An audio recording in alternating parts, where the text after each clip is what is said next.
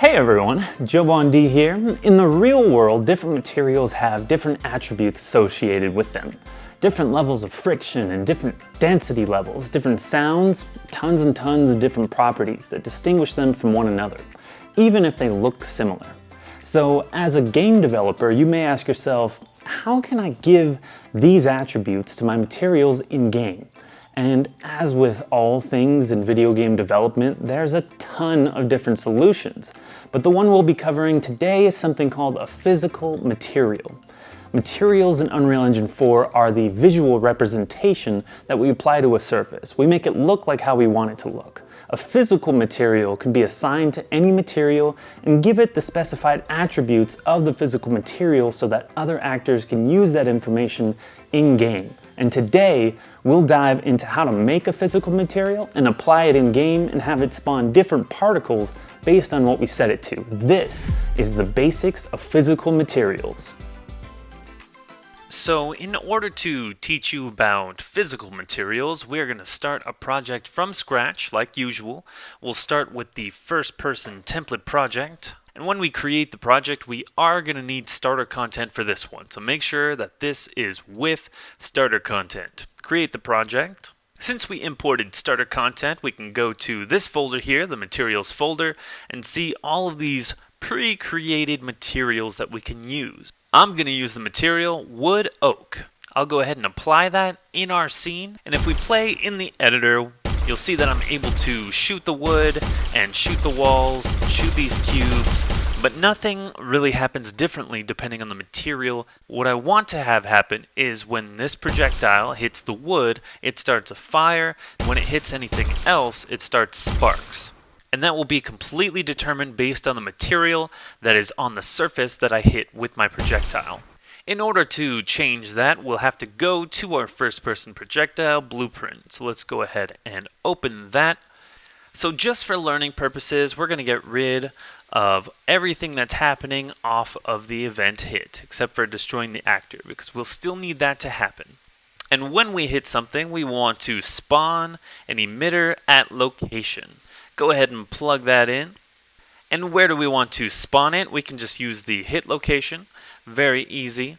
And we can choose what particle that we spawn in. So let's go ahead and choose the sparks. Now if we play our game, sparks will spawn into the level no matter what we hit with our projectile. In order to customize which emitter template spawns in, we need to drag off of it and use a select node.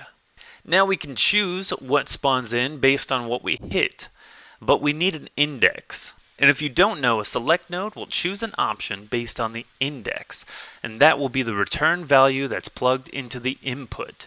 Select nodes can be used for just about anything as long as you have a valid index to use. In our case for the select node, we want our index to be tied to the physical material that is hit from our projectile. That will choose the correct option and spawn the correct emitter when we hit it.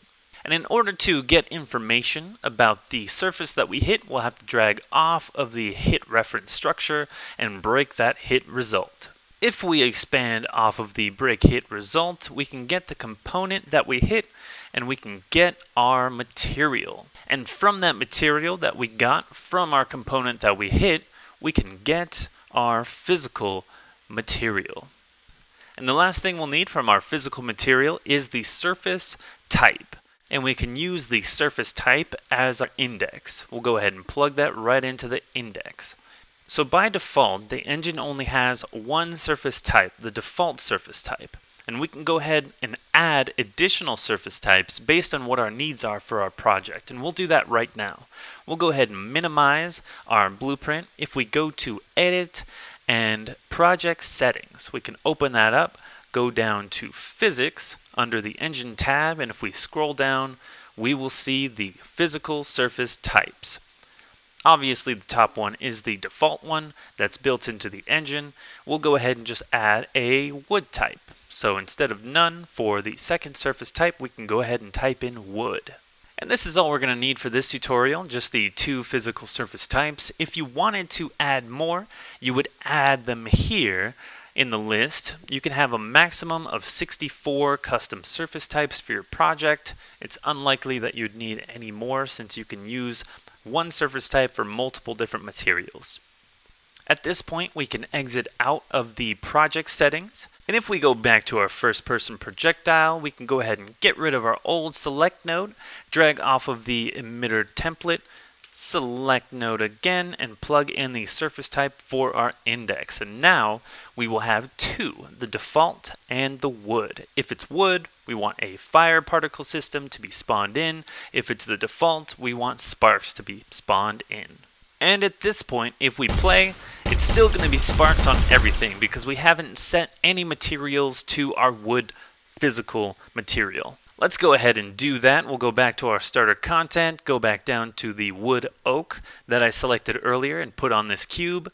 If we open that up, the first thing we'll see on the details panel is the physical material that we want to use. We haven't actually created any physical materials yet, so we can go ahead and select the none option and create a new asset, a new physical material.